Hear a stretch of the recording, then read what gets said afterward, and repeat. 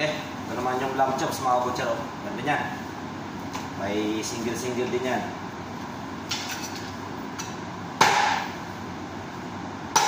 Mga pang-ihaw yan ng mga Arabo. Yan, quality. Chops.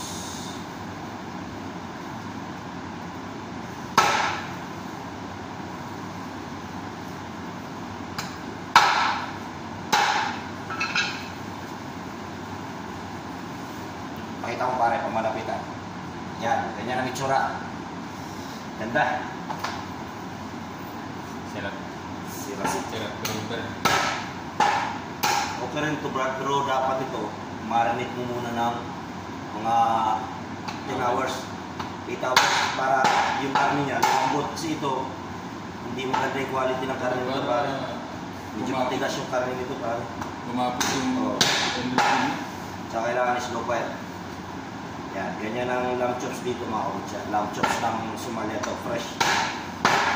Yan.